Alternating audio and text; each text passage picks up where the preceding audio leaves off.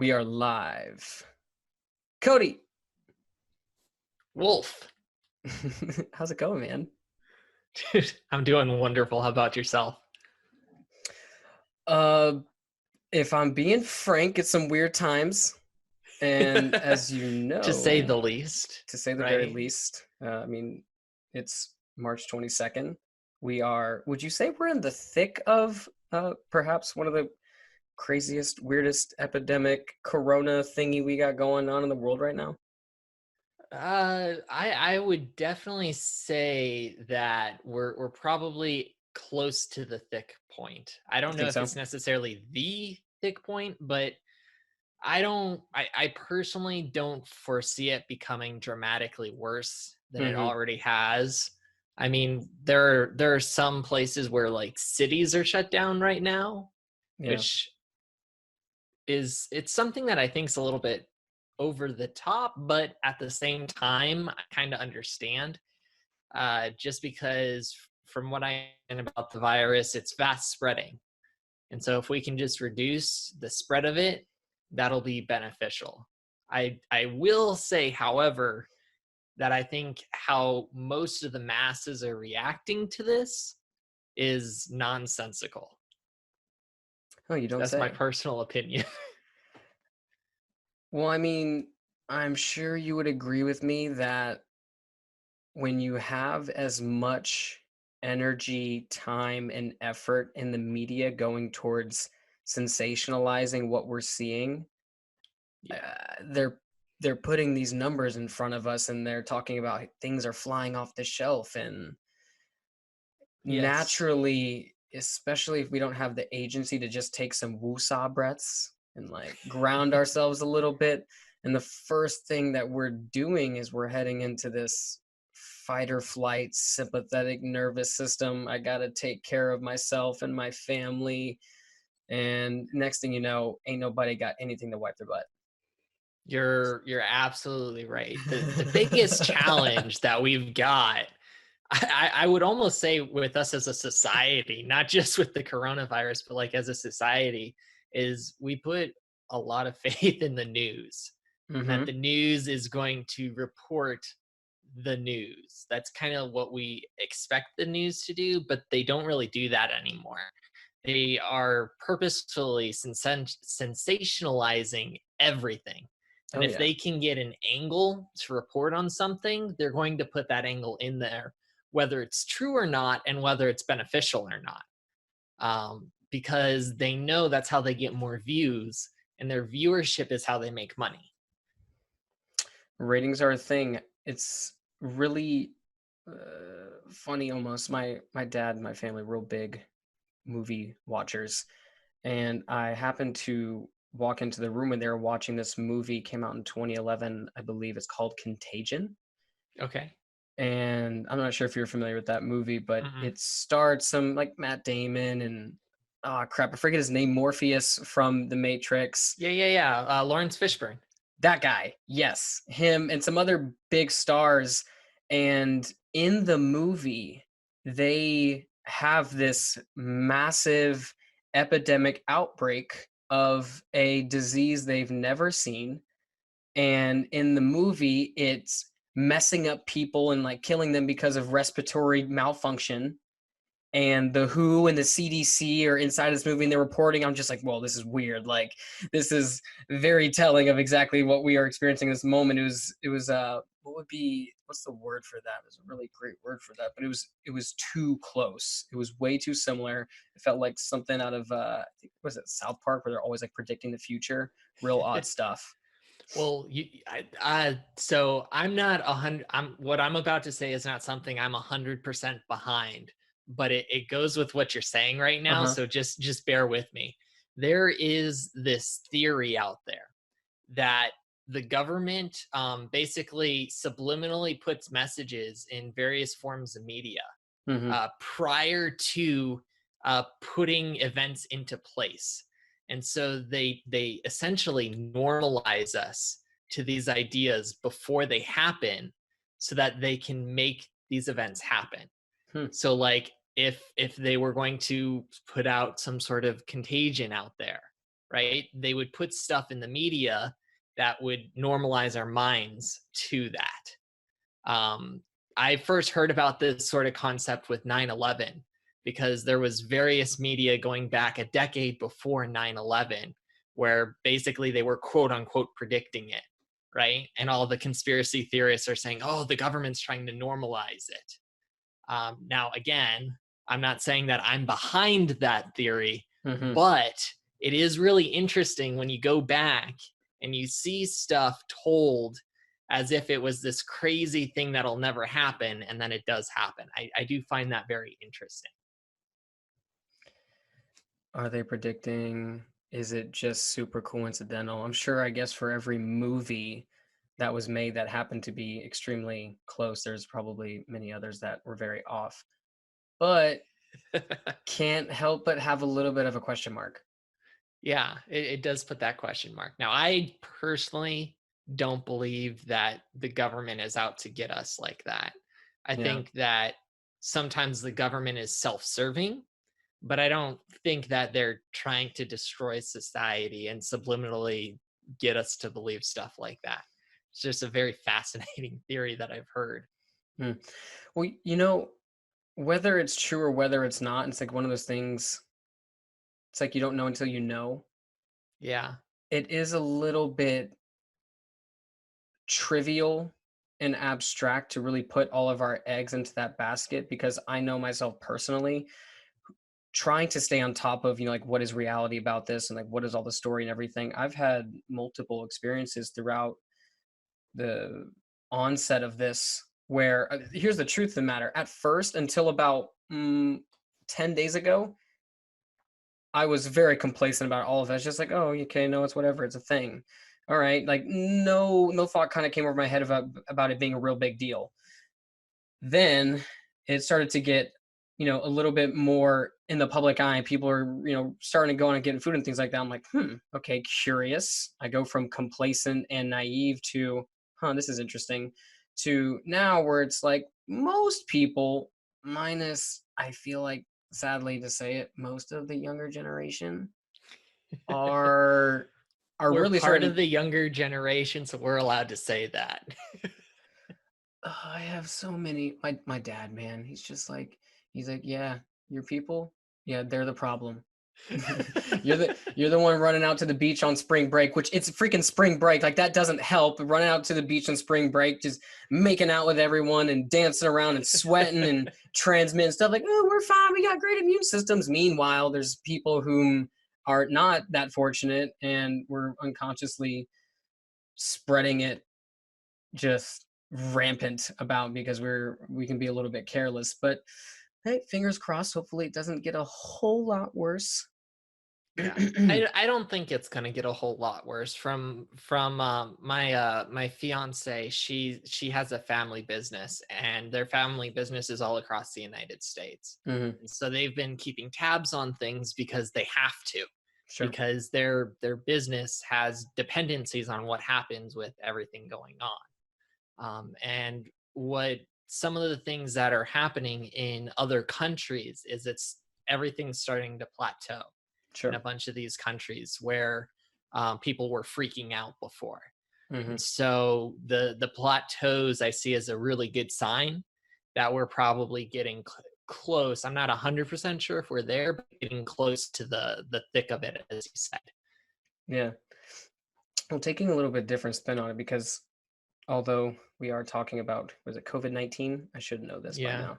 COVID-19. That's actually not what this entirety of this podcast is about. So I want to take a not little at bit of all. a little bit of different spin on it, which is in all of the chaos and Hmm. all of the upheaval and all of the being quarantined, maybe someday down the road, years, maybe 5 years, 10 years, somebody will listen to this. It'll be a different time frame. Like this will be like almost an archaic conversation. Like, oh yeah, that one time in 2020. Um, what do you think on the other side of this with so much negativity, all this stuff that's going around? What do you think as a society as a whole, or as just an individual person, that this is really showing us? Like, what's important in this junction in life? That's really interesting. The way you phrase that question. because what is really important? That's a question we ask ourselves so often, but we don't really stop to think about it, especially just in the day to day muckery that is some people's lives. Mhm. And one thing that I actually see very beneficial coronavirus is that it's actually making a lot of people stop and ask the question, what really is important? Mhm. So often people neglect their families and neglect so many parts of their lives, neglect themselves. Yeah. And it sadly takes something crazy like this to get them to stop and really ask that question. Mhm. What is important in our lives? I think that's something that's actually kind of beneficial about the coronavirus is people are actually um, being forced to stay at home, and they have the opportunity to actually spend more time with their family. Mhm. I think that's really neat. Another thing that it's not here right at this moment, but I think we're going to see soon is the phrase "this too will pass." Mm.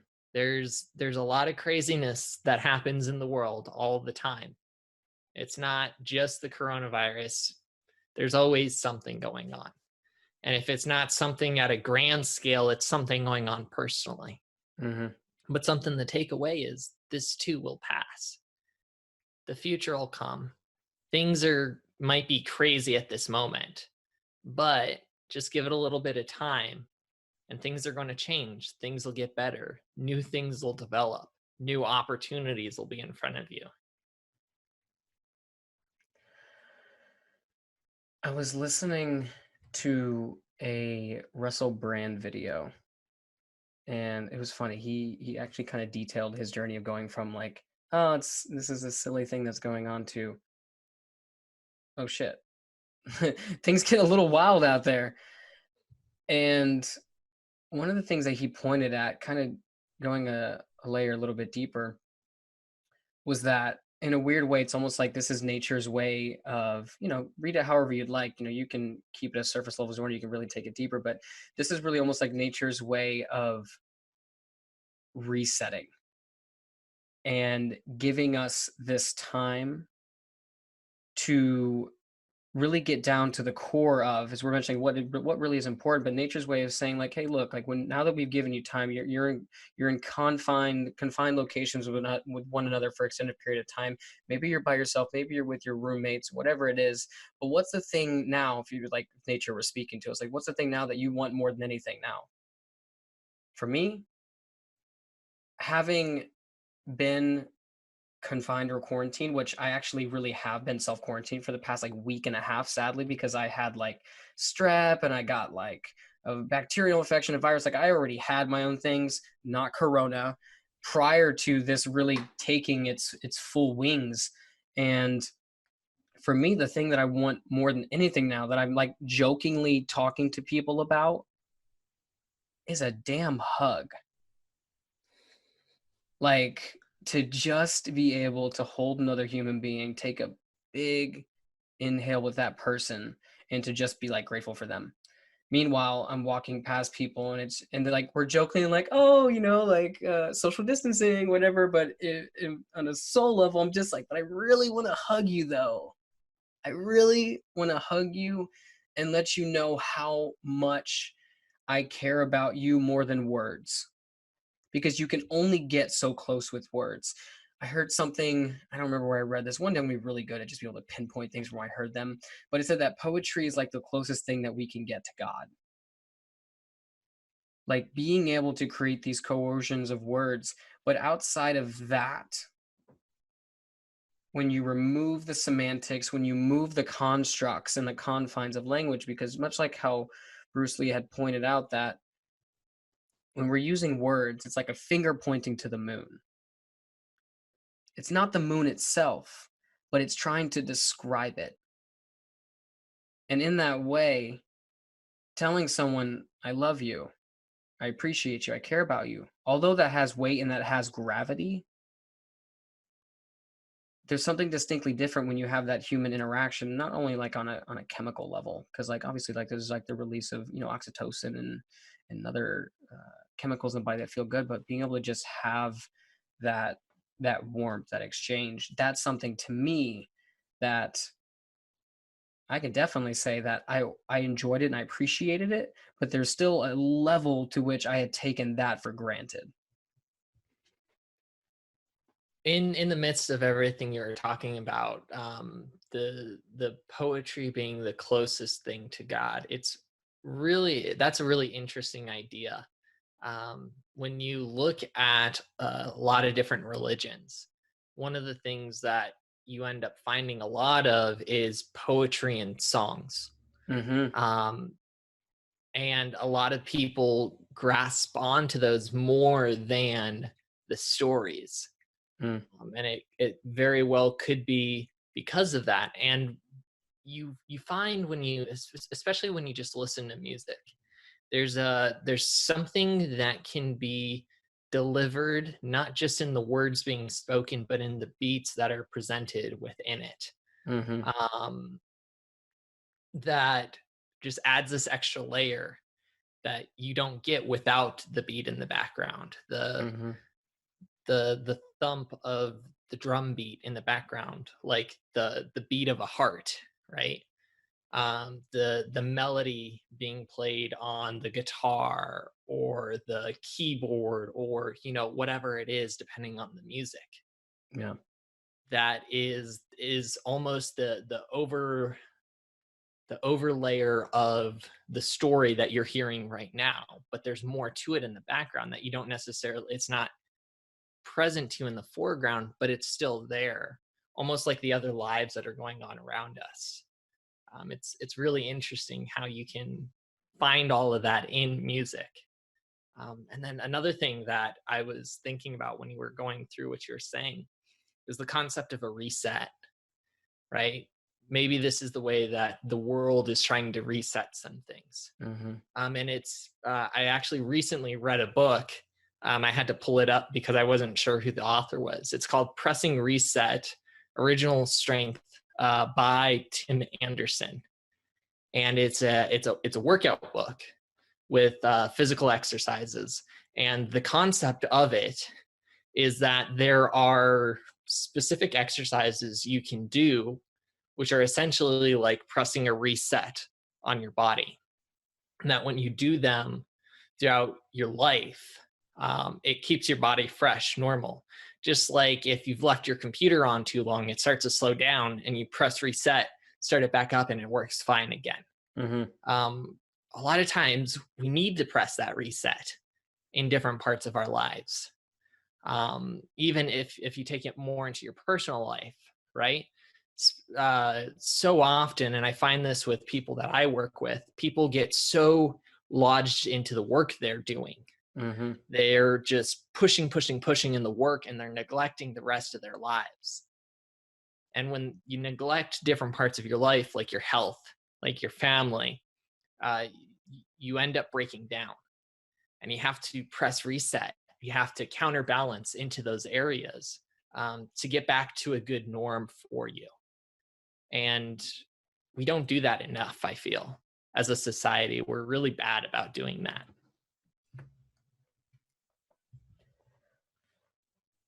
But you have to almost ask the question though.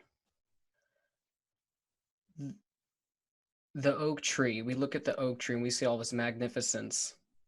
We see how brilliant it is. We look at it like, wow, that's a really beautiful oak tree. And we look at it in awe and everything like that. But the oak tree is a byproduct of its foundation.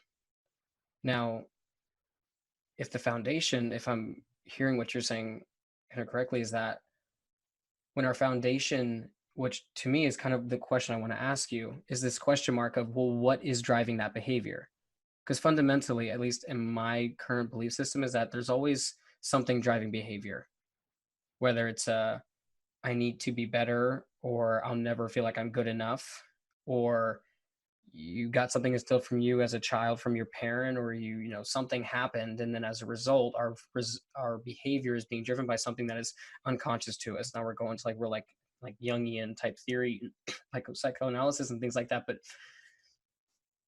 this isn't just like a you thing or a me thing. This is like at large the world that we live in. At least I think in the American culture, right? The especially in the American individualistic culture. society, the American dream. You go and you bust your butt cheeks, and you bleed out of your eyeballs, and you die, you live, you breathe, you die to get yours. Where If it doesn't have your blood, sweat, and tears, you didn't really do it. didn't really, yeah, it's like if you didn't take a picture, it didn't really happen. It's like I've done a lot of really silly, stupid, and also really cool things, and none of those things made it on pictures or videos, sadly. They still happened. But where is this coming from? So that is a very loaded question. I'm going to Mhm. start off with that. And there's probably not enough time to talk about where that all comes from. Part of it comes from our own lives, and putting certain emphases on it, whether it's due to our history or whether it's due to misaligned results we're looking for in life. Mhm. For instance, when I was younger, I put a higher emphasis on finding a girl than I did on trying to create my future. Yeah, And it was only when I realized we've that all I been needed there. to, yeah, most guys have been there because we're very simple like that. But but in reality, a lot of us really do that. And I had to realize that I needed to put an emphasis on me before I could find a good girl, Mhm. before I could find that person to spend my life with. And if I didn't have me set up right, I couldn't find that person. Mhm. Um, so that's a part of it. Another part of it is there are things that we believe as a society, which I think are fundamentally either wrong or misrepresented. Mhm. For instance, you're talking about American society, right? One thing that I think is really broken in American society is you our founding fathers said you have the right to pursue well, I just totally blanked. The three Life, things liberty, that and the pursuit of happiness. thank you. Yes, life, liberty, and The the pursuit pursuit of of happiness, happiness. right? What did the founding fathers mean by that? Mm. Right? What they intended on meaning with that is basically looking for your purpose in life and being able to live into that purpose. That's what they defined as quote unquote happiness. But most of our society today almost isn't looking for that purpose per se, but they're looking for this perpetual happiness, Mhm. this thing that doesn't exist, this euphoric happiness that persists forever and nothing will ever break it. Yeah.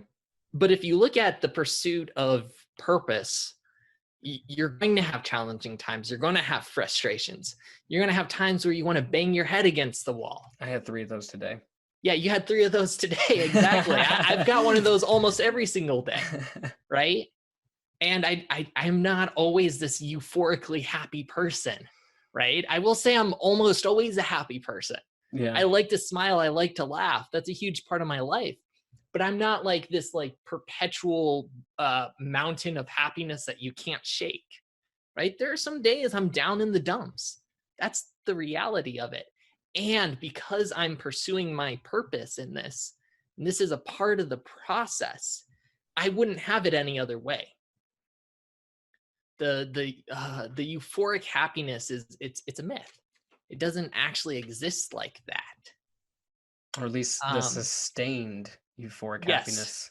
yes. There's going to be high points that are absolutely amazing, and there's going to be low points that suck, and you're going to want to figure out how to get out of them as quickly as possible. But Mm. the journey isn't great unless you have both of those. If you're euphorically happy all the time, the truth of the matter is you wouldn't be doing anything with your life.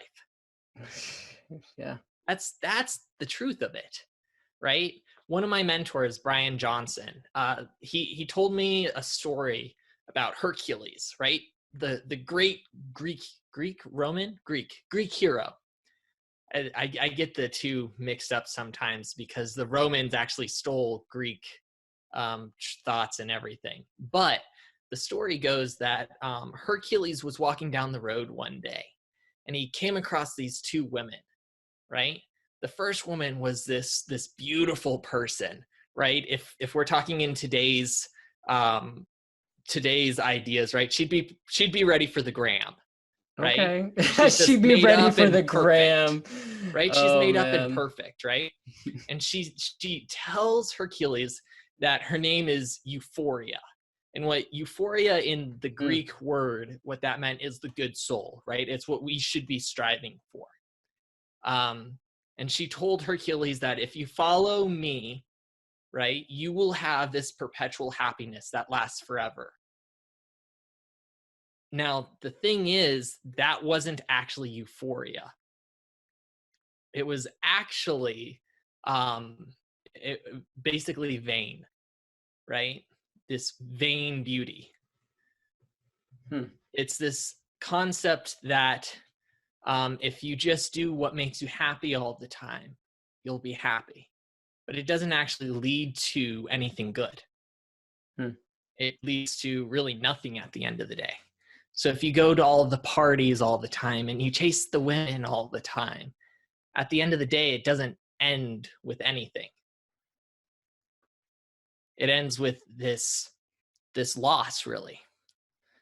Now, on the other side of this woman, there's another woman, also beautiful, but not in the same made up way, right? It's not the gram ready, right? She's beautiful in her own very different way. And she tells Hercules that if you follow me, the path is going to be hard. It's not going to be easy, but you will achieve things that no one else will ever accomplish. And that's the path that he follows. And if you look at the life of Hercules, he has the trials and the challenges that he has to overcome. And even to today, thousands of years later, we can still talk about his story. We still remember Hercules as a hero. Why? Because he followed the other path, the path that wasn't easy. I've never heard that story before. And that's really good. And it actually points out, this is really cool. You and I were talking recently. Actually, it was about the formulation of this podcast and putting some words to what it is that we, really what we're up to. And one of the concepts that we were playing with was how, much like how you pointed out, it was euphoria. Do you know the name of the other person? I can't Virtue. Virtue is the name of the other person. Imagine that. Imagine that. Virtue. So on one hand, you have the IG model. On the other hand, you have someone that's not necessarily the IG model, but they're basically telling you if you work for it, that you will you'll achieve great marks. You will probably, if I'm taking a shot in the dark here, you'll experience a level of sustained fulfillment unlike anything that you possibly could going down the path of euphoria, or rather incessantly chasing this path of euphoria, much like the metaphor of the mule with a carrot in front of its mouth. You're constantly reaching, you're constantly just, one day I'm going to get this carrot. And we had played with this whole concept of using things in our external environment, external stimuli, drugs, partying, alcohol, video games, traveling, spending time with friends, anything really. I mean, I'm going to also clarify what I mean by that. Yeah. But anything that's used as a means to fill a hole inside of us that we are unaware of, when in reality, what we're truly seeking is to feel whole. It'd be much like if you had something like out of like a cartoon. If you like, if you shot the character in the cartoon, like shot him through the belly, you just like see like something pour out of them. And you like, it's kind of like that, but like we're taking this almost like this puzzle piece, and we're trying to plug it back in, and we think that something in our external world is ultimately going to do that for us, but in reality, the work to do is on the internal.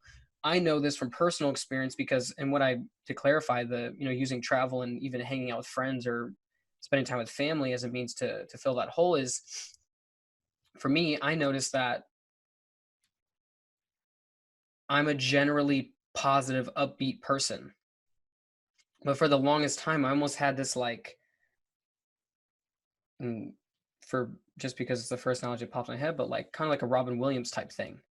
Mm. Like he's Mhm. so outwardly positive and upbeat, he makes people laugh, but behind the scenes, he's in so much pain, he's in so much hurt. And I remember that I would use video games to numb out. I would go and I would always just spend all the time that I could with friends because I knew that it was the time that I was alone that was the time that was the most difficult.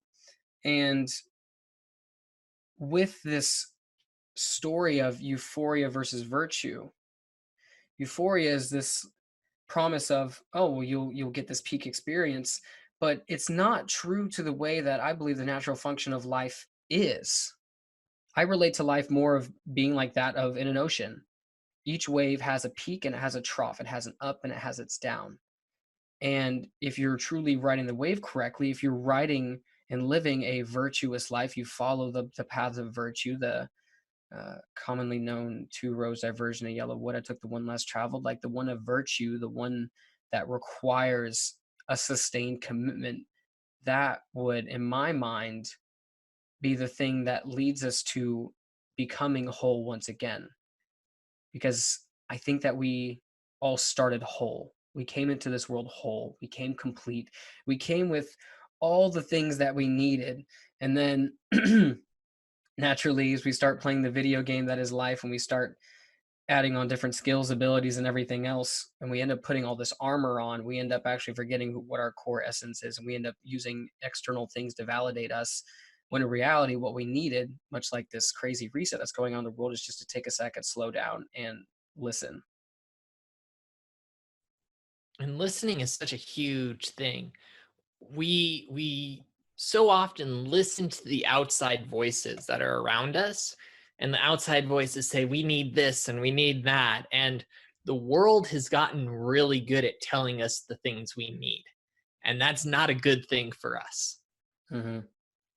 And more often than not, I would say about 95% of the time, we know what we need, but we don't sit down and listen to it.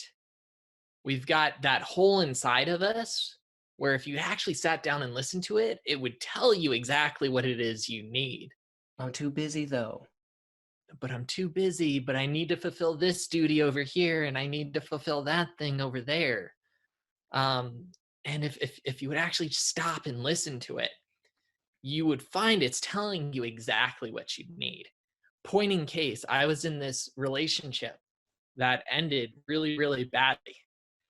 And part of the reason it ended so badly was because I was listening to those outside voices saying I needed to do this and I needed to do that. And they say in arrears everything's 2020, right?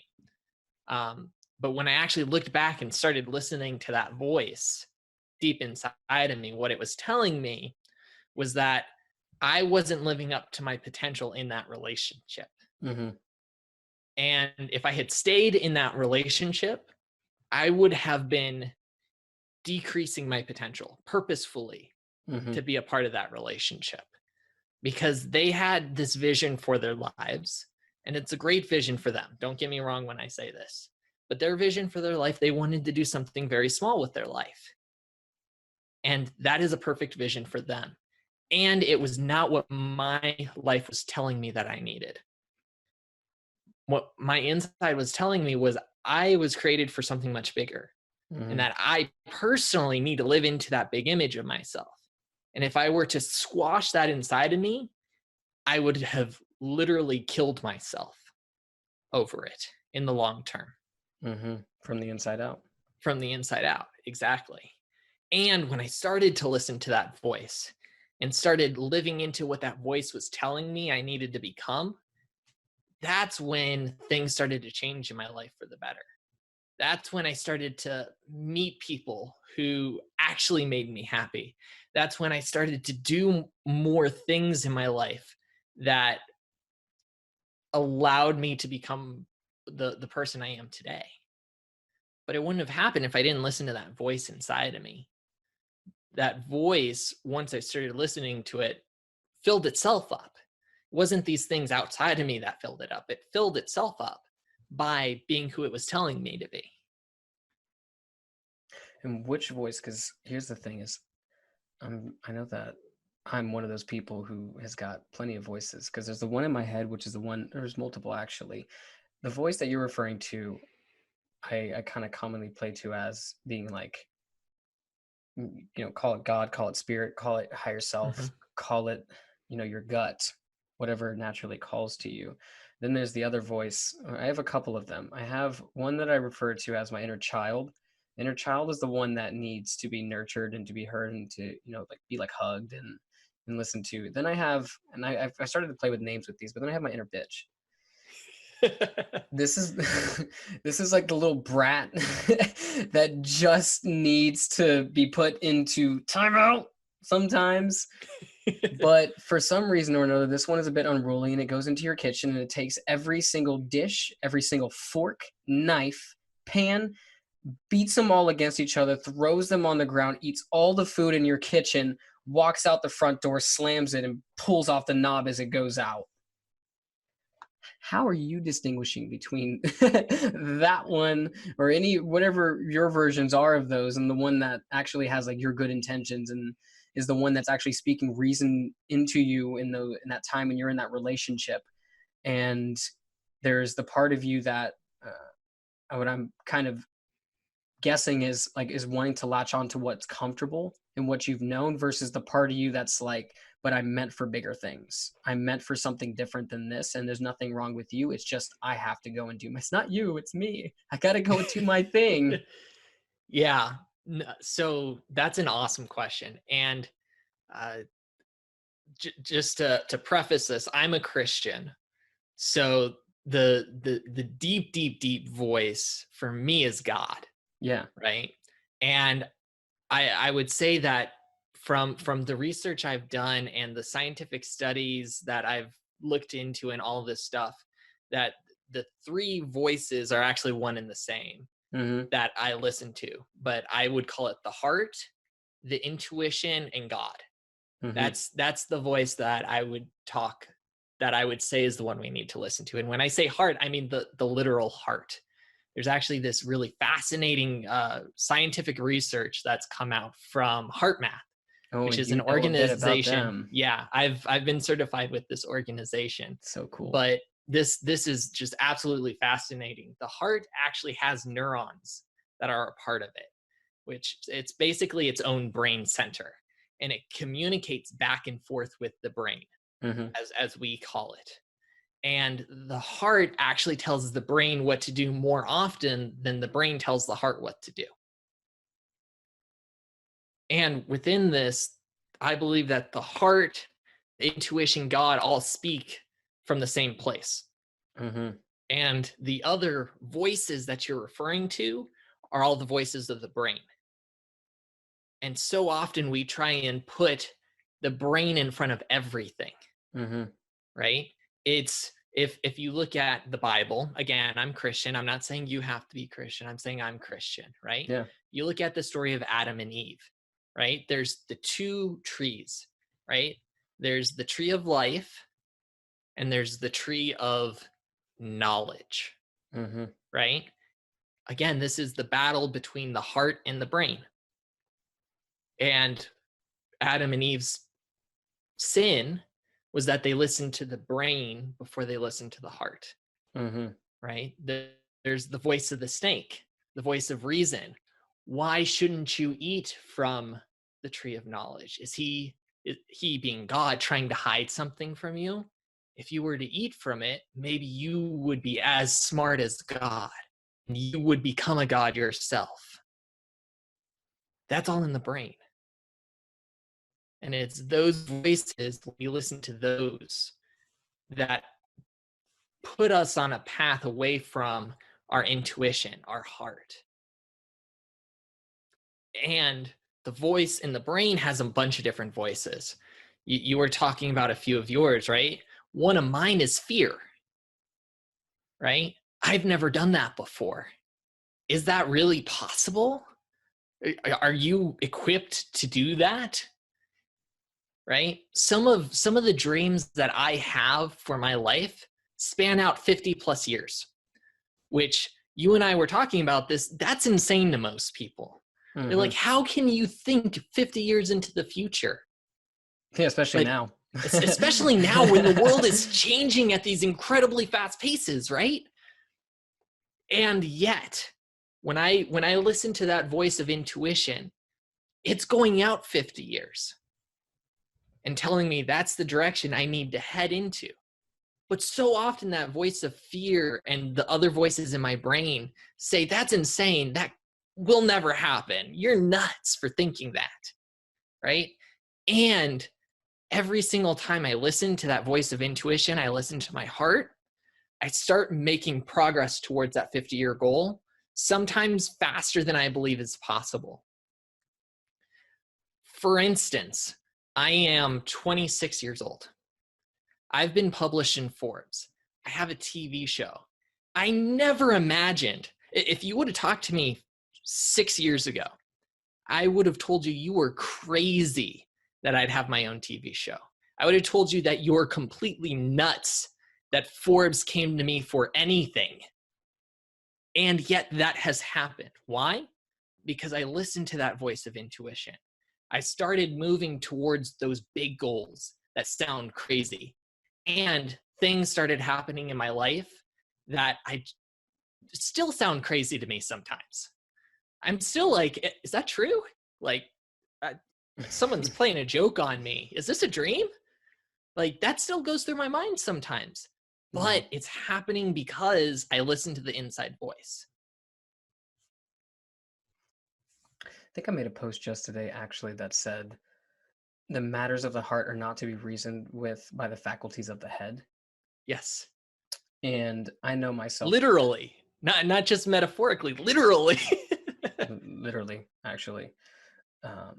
And it's interesting because I have a regular practice of as soon as I wake up, I meditate, Mhm. which is probably one of my absolute most favorite times of the day, is because that is when in uh, talking from like a neuroscience perspective, when the brain waves are most fresh and primed, because we have that like over agitated, over analyzing, anxious brainwave state of like high beta, which is where I know that I spend so much time when I get into the realm of overthinking again, like displacing and replacing the heart intelligence, and kind of like when they talk about heart math, you create incoherent you create incoherent frequencies between your brain and your heart, and all of a sudden we're in this pimped up, frustrated, depressed, anxious, like whatever extent that it goes to, end up ending in these states. But when I wake up in the morning, and I'm probably more likely to be in alpha to theta, which is somewhere between like creativity and a good imagination, good imaginative state, there's a lot of peace, a lot of quiet. And they said that about 80% of all of our sensory information comes in through our eyes. If, of course, that is if you can see. I'm sure that that's a different number if you can't. But when you take that energy, so to speak, when you take that all that information, then you turn it inwards, what ends up happening? And for me, in those morning times, it's when I have the deepest connection to that intelligence. That's when something like that little combination and collaboration of words comes together into this, pretty nice little phrase. And it's being able to sustain that level of being throughout the day, which is circling back to our original conversation about euphoria versus virtue, being able to actually live this virtuous life as a byproduct of these states that I was creating for myself. But man, it's hard. It's It's super hard to hard. keep yourself in that state. Yeah, it's very hard, right? Book that I love. I've told you about it a lot. I tell everyone about it a lot because I really just am totally in love with the mindset of this book. It's The One Thing. It's on my desk. It's on your desk. It's on my desk. It's just a phenomenal book. And one of the things they talk about is the concept of willpower. Right? Say there is the lie that willpower is on will call, Mm-hmm. which means that willpower is always available to us. The reason why it's easier to be in tune with your inner self at the beginning of the day and harder to be in tune with it at the end of the day is because willpower is not on will call, right? It drains throughout the day. And there's science that says you can refresh it for periods of time, but as you use it more, you have less of it to use, Yeah. generally speaking. And so as you use it throughout the day, it's harder and harder to do it. That's why the things that tend to be less virtuous happen at the end of the day. For instance, so many people who go on diets, when is the highest time they're most likely to snack on things they know they're not supposed to be snacking on? The end of the day or the middle of the night, when they have the least amount of willpower. It's Mm-hmm. because literally they've used their willpower so often throughout the day that at the end of the day, they just don't have the energy anymore to stick with it. And when we don't have the energy to stick with it, we fall back on our oldest habits, which, if our habits haven't been designed to be beneficial for us, it's most likely going to be detrimental to us. Mm-hmm. That's how it is for most people, including me. I'm not some sort of like crazy outlier to this thing. This is me too. Oh, so you're Uh, human, is what you're saying. yeah, I'm human. Are you sure? Exactly. Last time I checked, I mean, Still maybe I has a need to go pulse. to a doctor and get a second opinion, but no. But yes, I'm human, right? This is what happens to all of us. And it's hard to change that habit. It's hard to listen to the voice of virtue. And there are things you can do to help make it better, like building habits around the things that you want to be a part of your life, like doing the harder things at the beginning of the day, right? Mm-hmm. Like listening to that internal voice. That internal voice is going to be loudest at the beginning of the day. Why? Because your brain hasn't had the time to think about all the other nonsense. If you try to go internal at the end of the day, it's going to be hard because your brain has literally been focused on so many other things throughout the day that it's becoming louder than that internal voice. And we tend to listen to the loudest thing in the room, whether it's good for us or not. That's a good point. Yeah, you can try or want to keep your zen about it, but when someone's got a megaphone blasting in your ear, they got the air horn like all up in your Yeah, ish, then it's you hard can. not to be focused on that. It's hard not to get real thrown off and out of whack right in that exact moment. Very, very hard. And that's human, right? One thing that we have to realize is we're human, right? These things are hard to do sometimes. We're not going to be perfect. And that's okay. You have to say that's okay. You're you're not going to get all things done every single day. You're going to do things that aren't perfect, and you're going to look back and you're going to say, sheesh, I wish I would have gone slightly differently. I do that almost every day, right? Yeah. That's part of the human experience. Welcome. You're one of us. And that's okay. Yeah. Welcome to being a human. May I take your order? Here's a side of you did this wrong and you messed this up. But hey, there's a little sprinkle of it's okay. It's gonna be all right. We got you. Here's a pat on the back. All right, now get back in the game, kid. Keep swinging. Exactly. And you have to keep swinging, right? Look, it's talking about swinging, right? It's usually the people who fail the most that find success the most quickly. Look at Michael Jordan, look at Babe Ruth. What are some of the things they have in common? They probably missed a lot of shots and swung at a lot of balls and missed most of them. Most of them, yeah.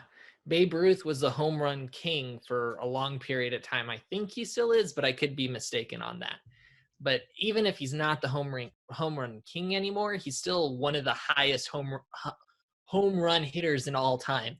And he was also the strikeout king. He struck out more than anybody else in the league. He had to strike out in order to find the home runs. Michael Jordan is the same way. I still personally believe he's the best basketball player of all time. That's my personal opinion. Some people will argue with me and they're wrong. No, I'm just kidding. And they're wrong. But You are absolutely dead. No, it's LeBron James. No, it's Kobe. Rest in peace. Yeah, definitely rest Man, in it's peace been for a Kobe. really But interesting year. yeah, it's been a crazy, very crazy start to this year. Yeah, we're only in This March. I have been on record saying that I think this is going to be a great year and a great decade. I have that on record. I've got my podcast. You can listen to my podcast, and there is a record of me at the very beginning of this year saying, I think this is going to be a great year and a great decade. And life is kind of laughing at me so far, but I Hopefully still it gets believe it's going to better. get better, and this too will pass. This too Right? shall pass. Meanwhile, Corona's like, you shall not pass. We're like, please let us. We have stuff to do. Man, there's so many videos and pictures and gifs and everything. People are getting bored. Oh my goodness, people are so bored. It's hilarious. It's like technology is almost like it's spoiled us in many ways, right?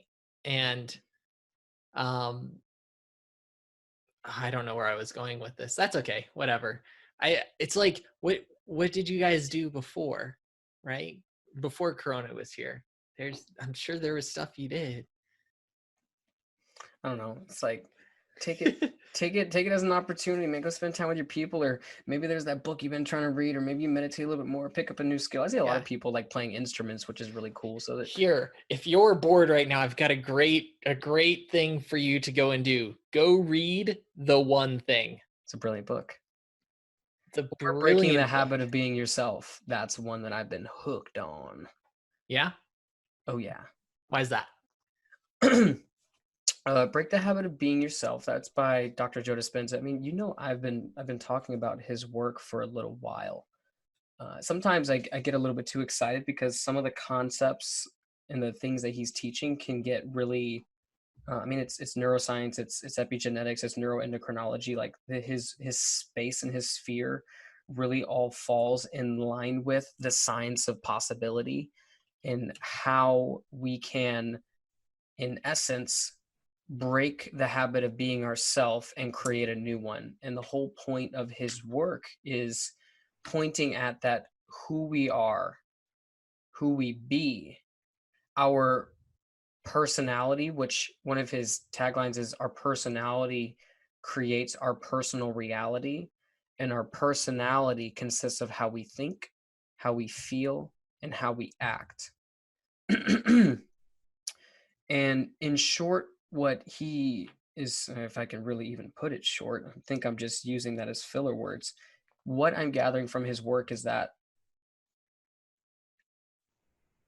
we have a predictable set of thoughts, feeling, and actions that we have essentially neurochemically in our brain and our body trained ourselves to such a degree that our subconscious, which he correlates with, there's three main brains as he's kind of described it. You have your prefrontal cortex, which is like where the majority of your analytical, rational thought is being done. It's where like the conscious mind is It's the existing. conscious mind, exactly.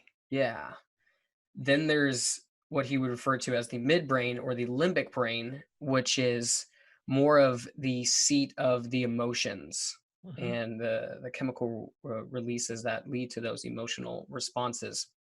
And then you have the seat of the subconscious he refers to, which is the cerebellum. And this is where all unconscious, automatic, autonomic responses in the body are being stored. And essentially, what he is pointing at is that when you've had enough pairings of a thought creates a a reaction in the brain. It releases a neurotransmitter, basically like a message. It's like when you have a thought like today is awesome, it literally creates a chemical message. Rather, it creates a message in the brain, which then leads to a neuropeptide, which is a chemical messenger. That peptide then travels down the body. It's like the neurotransmitter is the message, and then the peptide is like the vehicle, and it travels its butt all the way down into one of the glands, one of the major like glands, like the adrenal gland, which is the secretion of these chemicals and hormones, as I understand it. And eventually it gets to a point in the body where once it lands there, the neuropeptide latches onto the receptor sites of a cell. And inside of each cell is the genes and DNA. And essentially what he's pointing is that when we've had that thought leading to that neuropeptide, that chemical release attaching onto a cell, the end product of any kind of experience is an emotion. And emotions, if done enough times, can be trained to the body to such a subconscious level that we can have a full experience without our saying. Meaning, if I had this experience in my outside external world where I was I was a I was attacked by a dog. First thought is I see this vicious dog. I say, "Holy crap! There's this dog!" And all of a sudden I get attacked by a dog. And that could, between the thought and the emotion of that experience, is it could condition my body subconsciously so much so that the next time I see any kind of dog, I can have an immediate emotional reaction without my saying whatsoever. The subconscious part of the brain then is working without us. So the entire purpose of breaking the habit of being yourself is learning that who we are as a majority are being, we've essentially programmed ourselves to be these unconscious creatures of habit, and these habits are oftentimes pointing ourselves in a direction of life that ultimately don't want to go. We're like, I'm frustrated all the time. Why am I frustrated all the time? It's like, oh well, you've done a really good job at conditioning yourself that way. And eventually it gets to the point where you can feel something like your body, you can have all the conscious thought in the world, which actually this is perfect because we were talking about heart math, Mhm. the brain and the heart, the body being incoherent. When the brain, you can have all the positive thoughts in the world about, oh, I want to have an amazing life, and I want to have this amazing house, and I want an amazing relationship. But when your body's been conditioned another way, you create an incoherency in your brain and your body. And essentially what he's talking about is this electromagnetic field where the or electromagnetic resonance, where the electro piece is our thoughts, meaning we send things out into the, as he referred to as the quantum field, and the magnetic part being the emotions, meaning what we pull towards us. So if I set out a conscious thought saying, I want financial abundance, but my body is conditioned for lack and poor and not that, then the body actually starts to send thoughts up to the brain saying, nope, you're not that, you're not that. It creates an incoherent signal. And his whole thing is when you can create a coherent signal of thought and feeling, you can essentially project out into the quantum field what you're wanting to create. And instead of being conditioned living presently, although you think living presently conditioned in the past, you can break that habit of being yourself. You can recondition your mind to a new one. And now instead of hoping and pleading for something, you live now in an experience, training your body to live in an experience now as if it's already happened, ultimately generating a level of being before the experience happens. And we do so through the process of meditation and mental rehearsal, being able to see ourselves in this experience before it's even happened. Now, that was a lot. Hopefully, in all those words that I said, it made a little bit of sense. But this whole work, and you were talking about heart math, it just shows how important it is for us to keep ourselves grounded with a clear intention for the future, living it presently as if it's already happened, and ultimately generating a life that works for us. Yeah, one of the things that I don't remember where I heard this from, but the brain is really good at pointing out BS. right? Truth. The brain is really good at pointing out BS. So if you feel like your life is crappy and you say, "Oh, my life is wonderful," your brain is going to try and point out all the reasons why it's actually crappy. Mm-hmm. And that's why just saying that it's great isn't really enough at the end of the day. You actually have to know why it's great. You have to find gratitude. You have to find the pieces of yourself that actually are great. And we all have those pieces. And there is someone listening right now who is saying to themselves, I don't have anything great about myself. I know that person is out there because I have been that person before. Yeah, me too. That is normal to feel like that. And it is not true. We all have things about us that are absolutely amazing, that are truly wonderful. And it doesn't even have to be like some awesome, amazing, talented thing that makes you awesome. It could be something very simple that makes you awesome. And if that's what you have, latch on to that. And what you begin to find is when you latch on to those, even if it's a very simple thing that's awesome about yourself, you begin to create more opportunities in your life where you find more awesome things about yourself. You were talking about that magnetism, right? You begin to attract more awesome things to you. And as you attract those awesome things to you, your life actually begins to align with the awesome things about you. Mm-hmm. And then it's no longer a lie when you say, my life is awesome, because you've begun to attract these things to the awesome parts that are you. Yeah, and they talked about that in the book about what would be referred to as the gap, and imagining that you have your hands right now. I'm actually doing this, but I have my bottom hand kind of in front of me, kind of faced upwards, and I have my top hand being, let's just say, about a foot above the other one.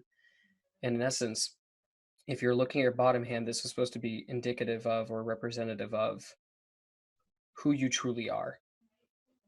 And the top hand is supposed to be metaphorically representative of who I outwardly project myself to be.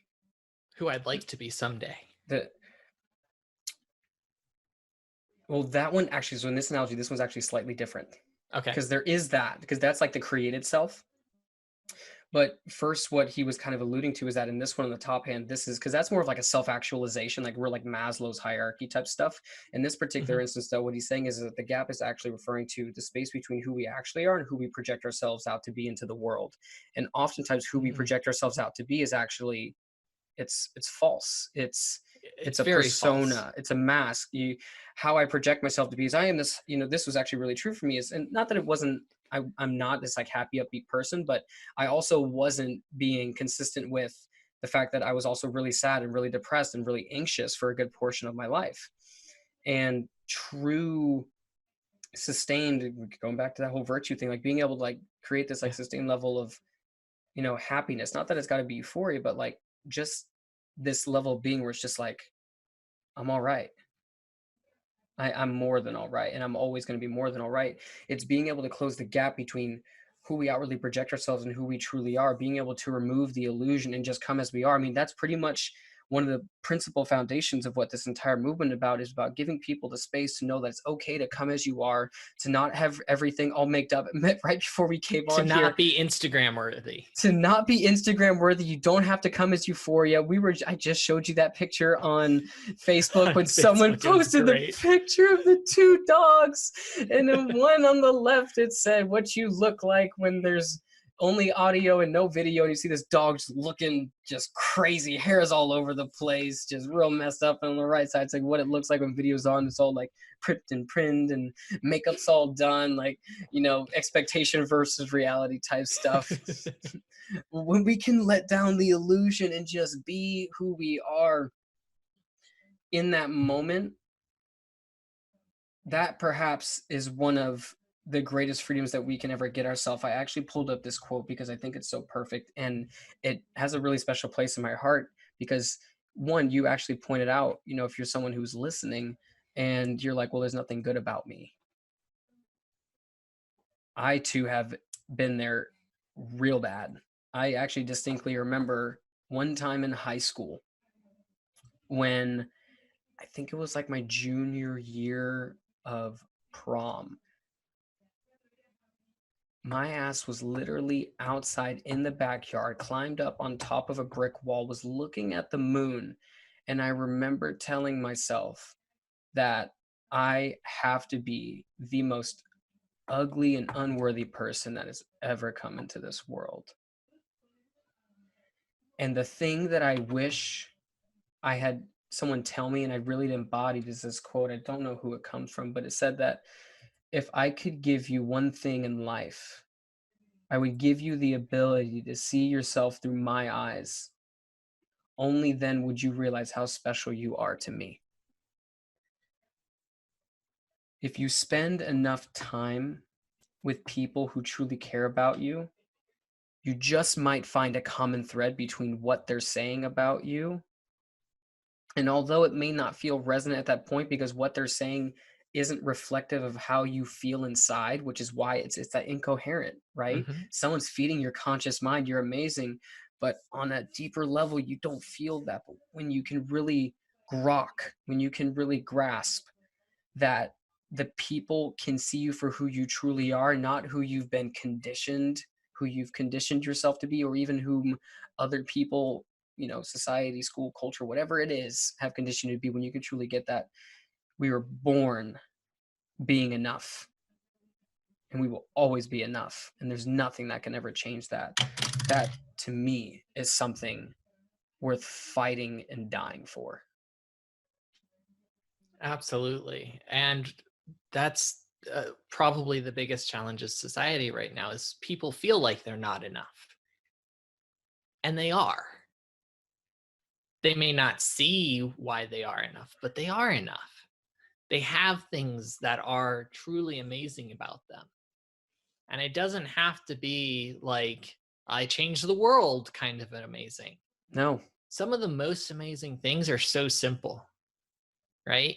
Like the ability to smile and wave at somebody. That is truly an amazing thing to be able to do. That ability alone has literally saved people's lives. There have been people ready to kill themselves, and the one thing that kept them from killing themselves was walking past somebody who actually looked at them, smiled, and recognized them. I And felt my most heart people, flutter. I know, most people would think that's an unremarkable thing to be able to do. Oh, we can all smile. That's not that big of a deal. Mhm. And yet, that thing alone has the ability to save lives. That is amazing right there. You're not wrong at all. Like, not even like a teeny weensy bit. I mean, we can go into all the science of it, like mirror neurons and how it can literally like reflect back into the other person, but fundamentally at a human level, being able to share that experience with somebody it's now more than ever. Like I said, not being able to like go and just like, for me at least, like be able to go and just like hug someone and hold someone, or be able to just like look in their eyes and smile in them, smile at them, look into their eyes, and just like Yeah. grab them, just be like, you're amazing. That can radically change someone's life.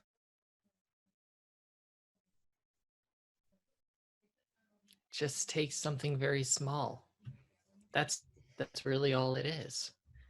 And it's the smallest things that really are amazing about us. I watched this awesome documentary. Um, it's called I think it's One Strange Rock. I think that's the name of it. And it's about Earth and how Earth came to be and how human life came to be. And it is narrated by Will Smith, which Mhm. is, it's a little dorky. I'm not gonna lie, his narration is a little dorky, and it's definitely laughable. his narration, like to make fun of. I love Will Smith, but he was not born to narrate. But this Leave it to Morgan Freeman. documentary, oh yeah, Morgan Freeman's definitely beats Will Smith. I'm sorry, Will Smith, but you're just not Morgan Freeman, at least not yet. Anyways, this documentary talks about all the things that had to have happened on this strange rock being Earth, for human life to be a possibility. The fact that we're alive is a miracle. The fact that it requires a river in the sky for us to be alive, and that is not like some crazy fantasy thing. There's actually a river in the sky that helps fuel the way the Earth runs. They talk about this in this documentary.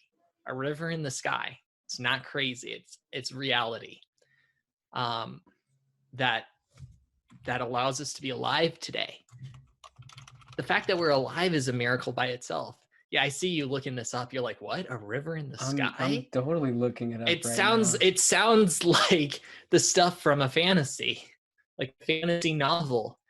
And it is the reality of the world we live in. And what that river in the sky does fuels so many other things in the world, that it's literally insane that we exist. The fact that you're alive is a miracle by itself. now. Yeah, what are these? This is like 1 in 300 trillion that you're even alive. I'm sure it's even less than that, to be completely frank. Like watch that documentary and you'll be like, how the heck does human life exist at all? Like, this doesn't even make sense that we exist. It doesn't make any sort of sense. And yet we do exist. Here we are. And yet we have the ability to smile, and that smile prevents someone from killing themselves. That alone is amazing. You don't need more than that. But guess what? We do have more than that. Mm-hmm. We have other talents and abilities. Most of the time, we don't even think they're that great, because what we have a tendency to do is we compare our worst to other people's best. And we have a tendency to compare our best to someone who's further down the line than us. And that is a perpetual battle of losses. Exactly. And that doesn't, if your best isn't the best in the world, that doesn't mean it's not amazing, right? For instance, one of my mentors is John Maxwell. He is a phenomenal speaker. And guess what? I am a speaker too. I am not as good as John Maxwell. I can say that flat, simply, and I know that's true. No, and that doesn't mean my ability to speak is not amazing. Mm-hmm. That doesn't mean that my presence on stage isn't amazing. Sure, I'm not John Maxwell. I accept that. Doesn't mean I'm not amazing. And so often, so many people say that what they're great at isn't amazing because they're looking at John Maxwell, who's been doing this for 50 years. Of course he's going to be better than you. That doesn't mean that you're not amazing. And that could be within anything, right? There are business owners who compare themselves to Steve Jobs, or they compare themselves to Bill Gates. They compare themselves to whatever business owner that they want to compare themselves to. And they're like, I'm not as good as that person. Well, of course you're not as good as that person. They've been doing it a lot longer than you. And that doesn't mean that your business isn't great. That doesn't mean your business isn't amazing. There are people who are athletes. There are runners who try to compare themselves to the best runners in the world. There are lacrosse players who try to compare themselves to the best lacrosse players in the world. And they say they suck because they're not as good as the best in the world. No, that doesn't mean you suck. Mm-hmm. It just means they've been doing it a lot longer than you. And if you continue to work at it, you can be absolutely amazing. You may end up being better than them. Won't be easy. They'll take a Nope. lot of work. Virtue. You're going to have to live in virtue. Exactly. But latch on to those things that do make you amazing. Make them better. Dive into them deeper. And you will find more joy in doing that than just about anything else in the world. I'm not sure if you remember if it was in the book, The One Thing. I think that it was, but it gave this analogy of a son, real young kid, maybe he was like 6 or 7 years old, and his father. Maybe it wasn't The One Thing. It might have been something else, but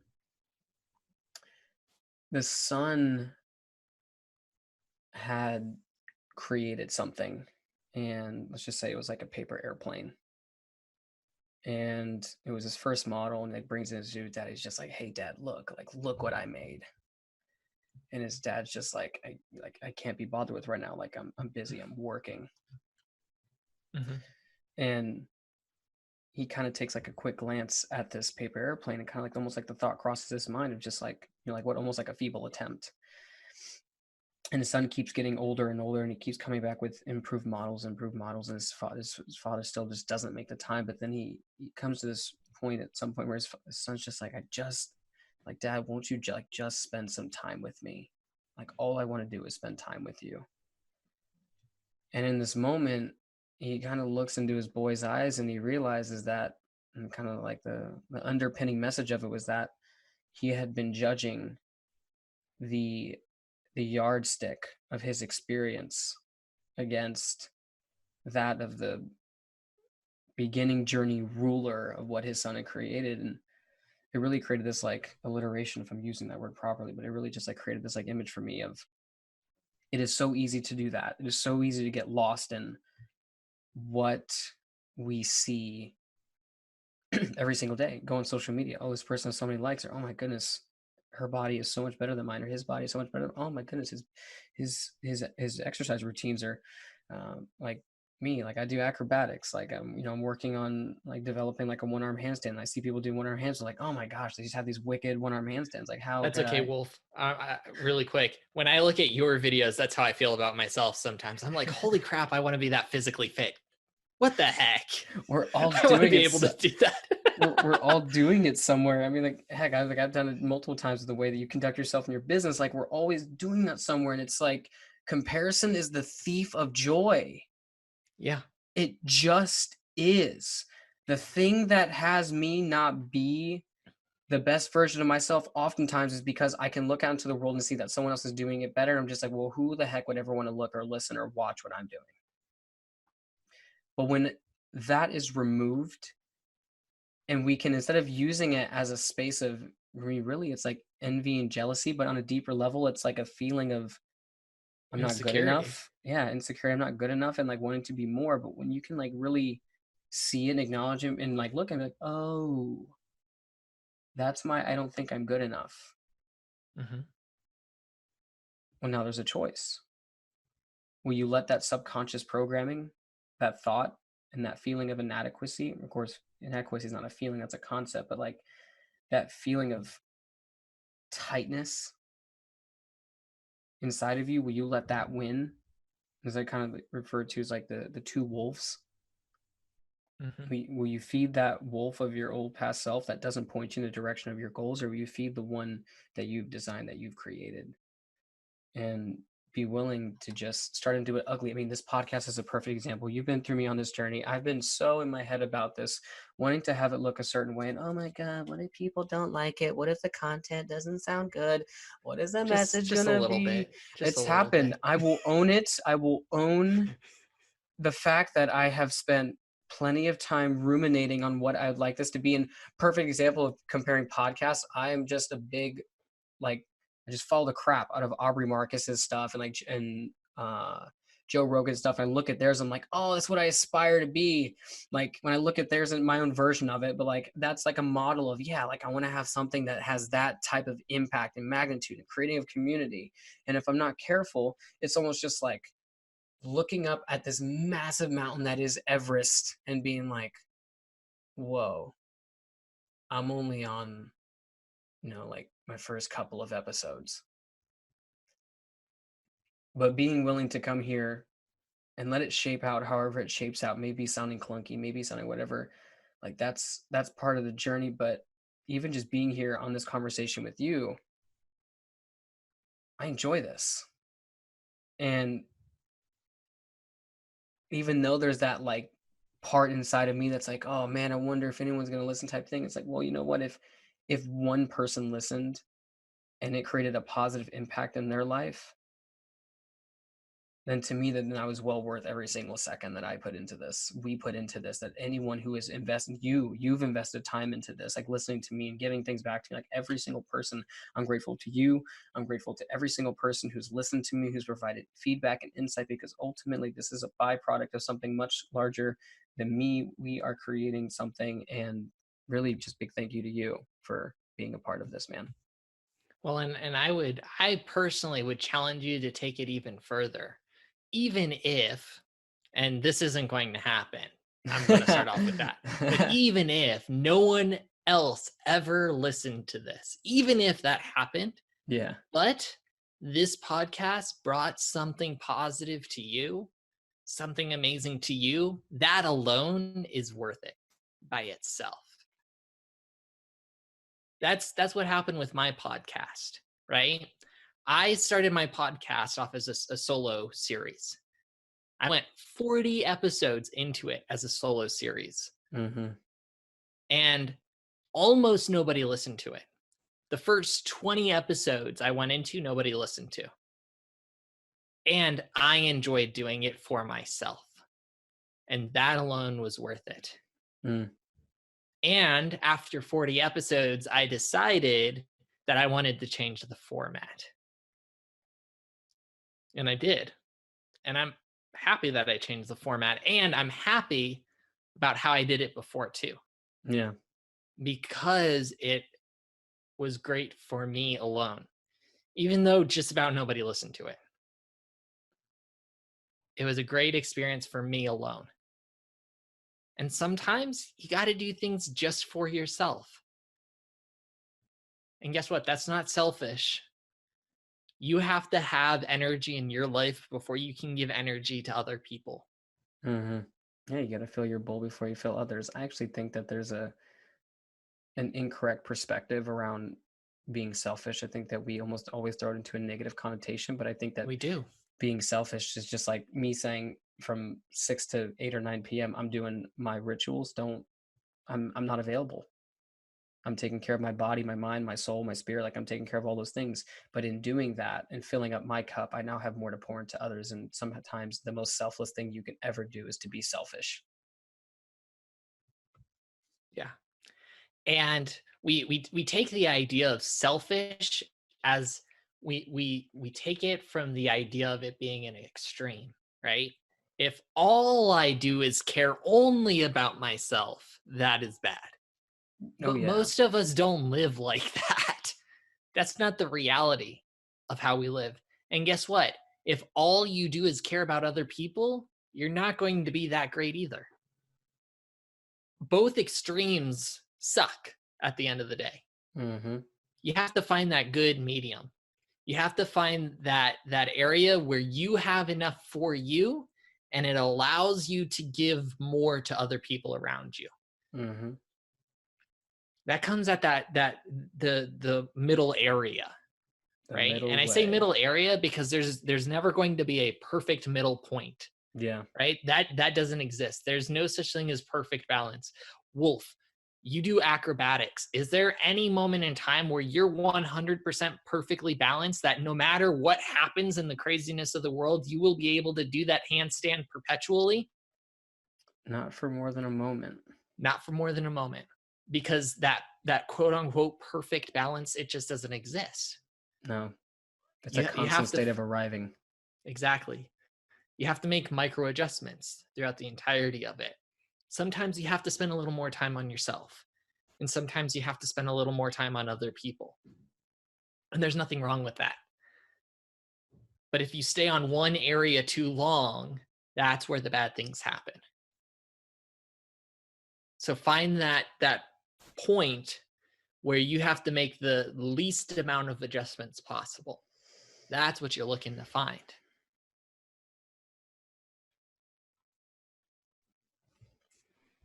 My friend, it has been a beautiful journey with you. And it'll continue to be beautiful for many years to come. Yes, it shall indeed, as we continue forth on our crazy dungeonous journey, slaying dragons, achieving accolades, mounting dragon heads on our walls. To victory and glory. And beyond, and all the fun stuff.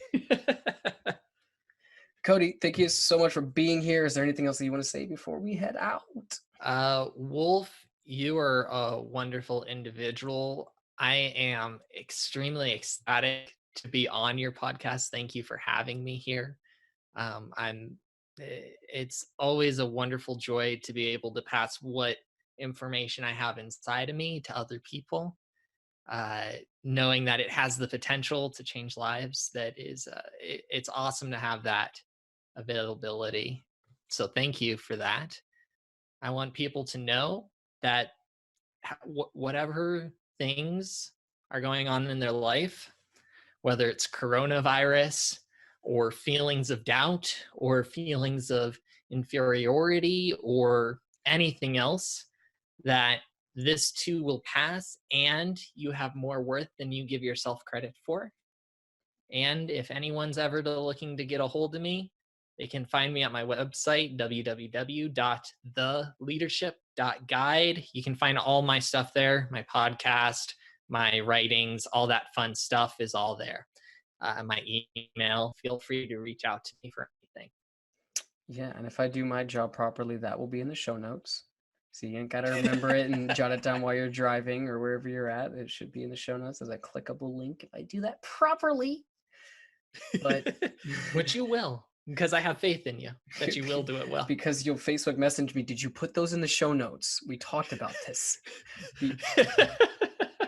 Oh, come on. You're making me sound like I'm sort of like some... No, you're keeping me accountable is what it is. Walking me through the process one step at a time, babying. Anyways. Oh, no, you are a fully grown human adult that is capable of amazing things. I don't have to hold your hand. You got this. We have our, I mean, honestly, at the soul level, I am a 12-year-old and I embrace the hell out of it. Okay, well, there's a difference between being able to act in the world as an adult and having the joy and wonder of being a child. Because guess what? I'm that guy too, right? I'm a kid at heart too. I plan to always be a kid at heart, even when I hit 125, which is my goal in life, is to hit 125 years old. I'm still going to be a kid at heart. For a second, I thought you meant pounds. I was just like, really? That's the thing. I don't know where my brain went, but yes, got it. 125 years. Well, with that, maybe we all become more like our natural state of being in our childlike selves. Thank you guys so much for listening, for tuning in. Thank you for your time, your energy. It means the world, for going on this journey with us. My hope is that you find something in this that you can apply to your life. Don't let it just be something else that you listen to and passively go by. You take the time to be with yourself, to be with the people that you care about, maybe smile at somebody. And thank you for choosing to follow the wolf within you guys. Peace.